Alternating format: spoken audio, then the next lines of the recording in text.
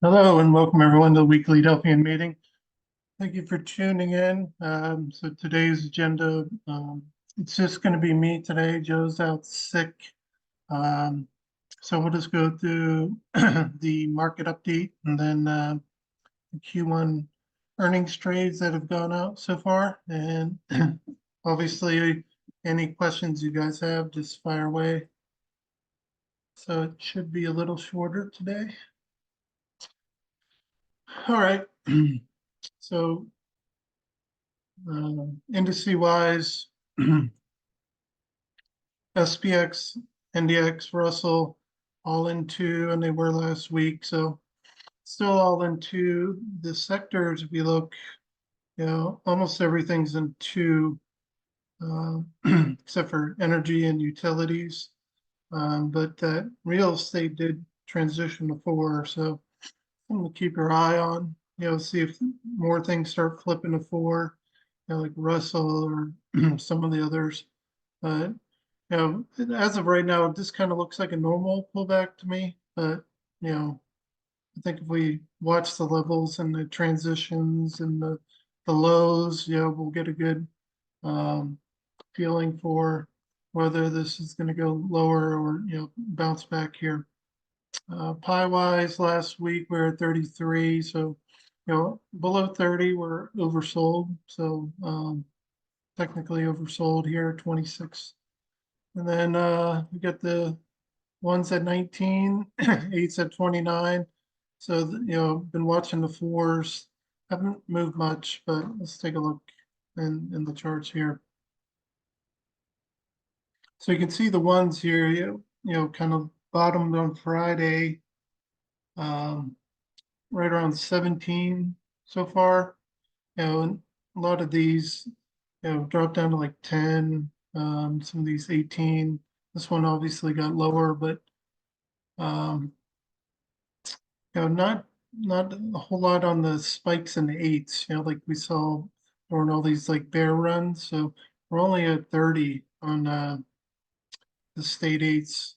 So if we take out the ones, just kind of look here, put in the twos, fours, and eights. So twos, we had a big spike, pretty much peaked there at 34. But you can see even like last week, state fours were 8, now we're at 10. So it's not a big transition. Those twos are, pretty much one for one, almost going back into state one.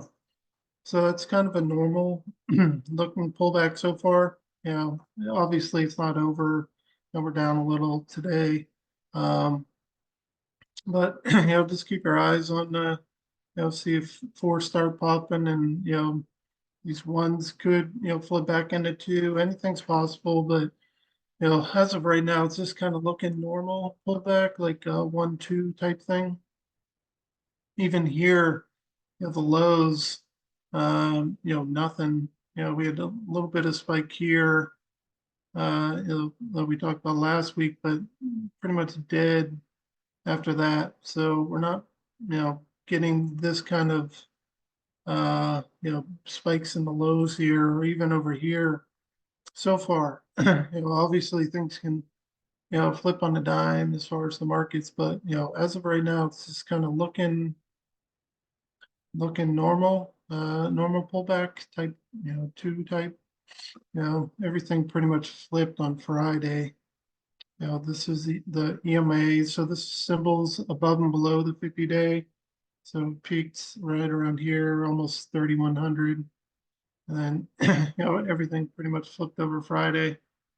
And it's been going up until today.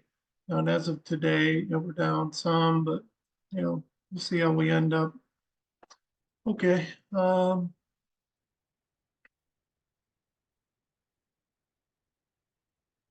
That's about it there.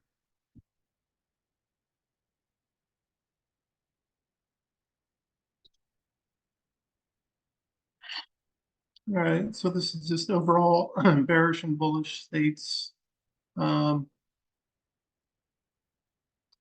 slide in. So you can see here, like a lot of these, they'll go up and kind of pull back and then, they can keep going up. I mean, even here, didn't get back down to 50. We had a pretty much straight up move, kind of like these type of things straight up. So, um, we'll just have to see how the transitions go and see if we get some more chop, something like here, or if it's just going to be like an up down kind of like here and here. Um, but just keep our eye on transitions and um, yeah, I think this is the most telling thing here. If we're not getting new lows, that's definitely putting me in the camp of, we can resume higher, if we're not getting a bunch of lows. So it's kind of the first thing I look for. All right, let's go into the modeling. So this is SPX in state two. So, um, typically it'll come down, retest here, and then, you got a 33% chance goes lower and, about 2/3 chance it goes back higher historically. So, it's following the pattern, obviously. A lot of our trades, like in the daily trades, are based off of things hitting state two, some of these targets and bouncing off. So, it could follow the typical or, could just, creep higher. It did hit the target, but this is the typical pattern here. So, get down and test that, 4937. That's typically what happens, but I think what's encouraging, the bottom of our current range is at 5,000, so that's pretty much over here. Um, we spent one day below it and then came back up, kind of bounced off that support, which is a really good sign, I think. So, we're in here 6 days so far, average 8, so shouldn't be much longer. But sometimes these can just chop for a while the market tries to figure out a direction. But let's look at the chart here. So I'll just pull it in a little closer. All right, let me get draw the line here. Obviously, the top's up here, 5,400. So here's the important part here. So we tested, the 5,000 level, bottom of the range, one day popped back above. So I would say, we're kind of in between two things right now. So you got the bottom of the range, 5,000, you got the 50-day, right? So, we're nowhere near, getting above 20, but well, actually, let me pull up the 20 EMA. Yeah, pretty much. Let me clear that lot of junk. Okay, so 1 day's right above the 50. So 50, I think, is more important historically. Obviously, this last move, the 20 was more important. Um, but obviously held way above 50 the whole time. But I would say 50, getting above that 50 and staying there is going to be, very bullish overall. And then, even if we test, 5,000 again, that's fine. We just got to stay above that level. And then, eventually once we get above, that 50-day and, it starts showing support, then we can really, have a run higher. If that 5,000 breaks, then, uh, all bets are off at that point. So, but not just like one day like this, you look for a couple of days below. So that's where we are. SPX, Russell similar, this one got down to target 3, pretty much bounced right off target 3.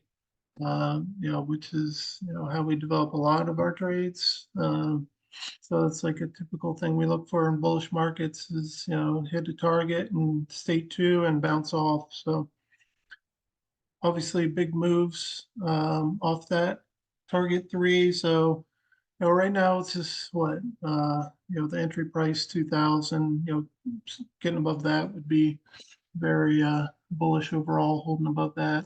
Um, we've done the average a little better than the average move down, with that target three hit, but from here, just like SPX, it's about 2/3 chance it'll go back into one. So, I think we're down today, but getting above entry price is good. Obviously, we didn't even get close to 1900 really. Um, but another thing on this chart here, and I'll draw the 2100 was a real tough one. There's the bottom. Oh, come on. There we go. So that's the range 2119. So we're also right near that 50-day. So kind of focuses on the 50 days for both those averages. We got up close to it yesterday at 2010. So it's 2019 right now. So, if that acts like resistance, that could be an omen. Getting above that obviously is bullish. And, I think it's going to be difficult with rates this high right now for Russell to really break out of above 2100. Now, if we see rates pull back, then I could definitely see this going higher. But that's kind of where we are. Bottom, the 200 right at the bottom of the range. So 1900 your floor. Intermediate is that target three, basically 1946. All right, let me clear runs. All right, so 10-year 465. So I think the last weeks haven't done much. But since that bottom here, uh, basically end of the year, the about 0.8 movement up. But basically April, it's almost sideways. So if this breaks above, I mean, that's one of the first things I look at when I check, Yahoo Finance. Like, where's 10-year? That's the first thing I check in the morning. Not so much where the market's. If this thing gets like much higher, I think it'll be real ugly for the market. So, we're at 465, kind of bumping up, like a resistance level. You can see here, it just had problems. 52-week highs way back here in October. That's pretty much market lows, right? So just keep your eye on this. This is what I check most frequently throughout the day is 10-year, whether it's moving or not, and any kind of news about that. Hey, Okay. Josh. Yep. Oh, sorry. I was trying to catch you just before you left that. I was looking at the news article that was just below on Tesla where it says Tesla soars after Q1 results, kind of implying that it was because of a good results on the earnings results, which was like ironically not the case at all. But it did soar on the Elon Musk speak about the future though. I Yeah. was just commenting on the headline really is like how they're all like a lot of these headlines are like twisting what you would think about the real underlying situation. Just anyway, sorry for the Right. interruption. Keep going. No, I mean, he's pretty good at selling hope, So, people look forward to things like robo taxis and, God Yeah. knows what else. So I think that was the reaction to it. Putting out low cost Teslas. Okay. So let's talk Fed here. So we got a meeting next week. Nothing going on there. So 98, once it's above 90 within a week, it's locked in. So nothing. It'll just be, kind of what the Fed's talking about. Nothing in June, same thing in July. More towards no cut in July. Hadn't changed week over week really. The first cut's in September as of right now. And, those numbers haven't changed much in the past week. And then end of year, yeah, it's kind of between 1 and 2 for end of year for the cuts. So, and you're getting a few hikes.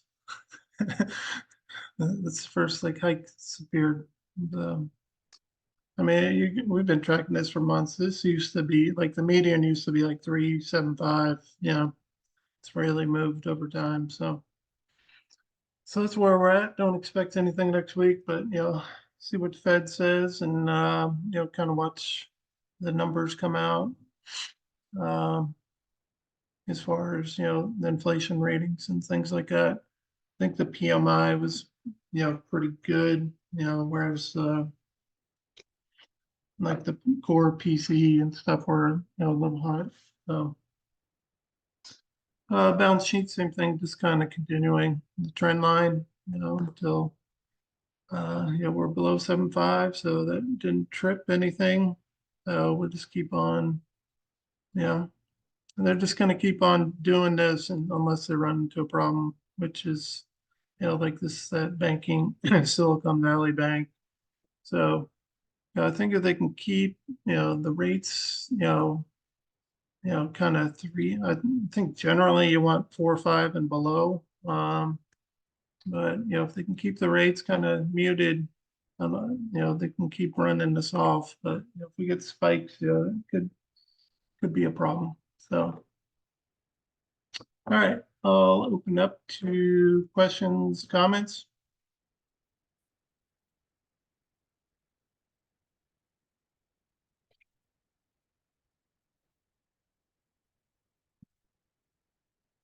No one? All right.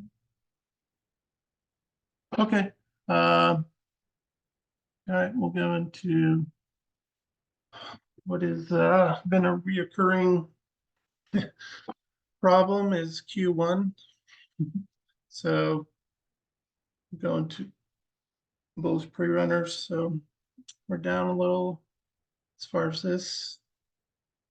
Yeah, down about 1,000. So we got 4 open trades, 2 down and 2 are new basically. We had 6 closed. We got 3, so we're about 50%. That's basically how this one's going with, the losses obviously outweighing the wins. And, we've seen this Q1 the past previous 2 years. So, we'll see. Bearish pre-runner, we got 1 active Roku. It's down a little bit. And what else we got? Bullish runners. So we've had 2. They both closed out. One was the loser. One was a winner. So Goldman was winner and ACM got crushed. So pretty much been bad from the start as far as this quarter. Hopefully things will turn around. Vol rise, same thing. We're got 3 open trades and all of them are down right now. So it's been overall bad start. Hopefully things can turn around here. And if we get a nice bullish run, I could see that happening. So that's it on the earnings trades. Any questions on that?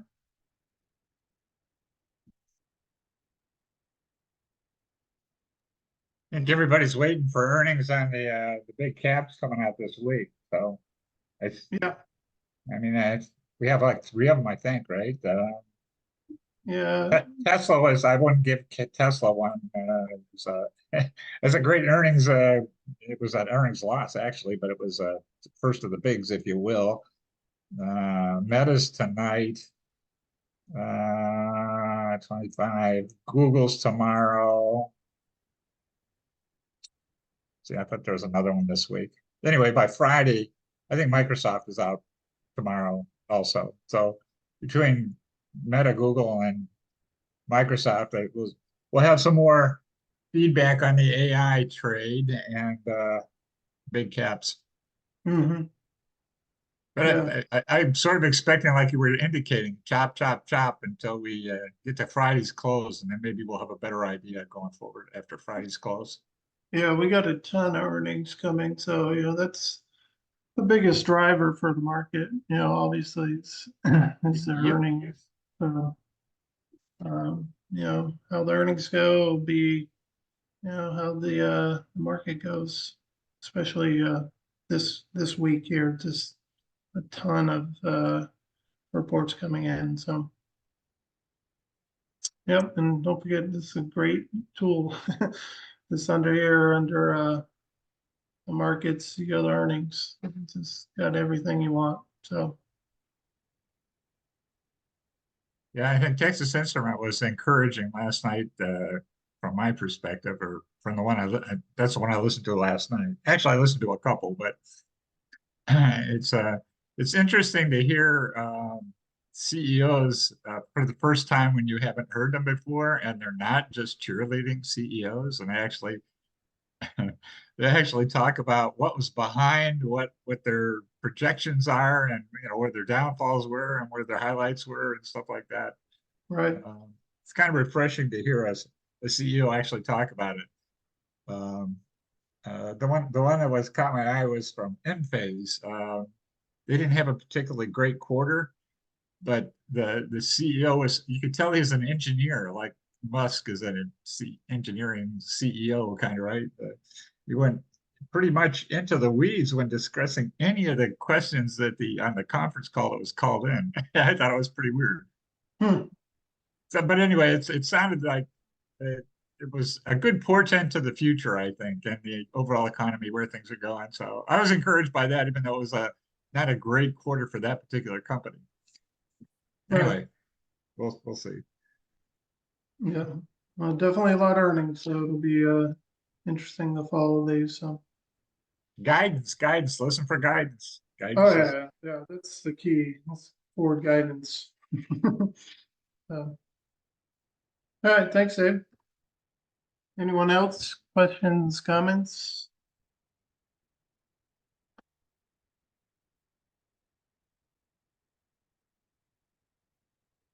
All right, well then we'll wrap it up. And thank you all for attending. We'll do it again. See you next week.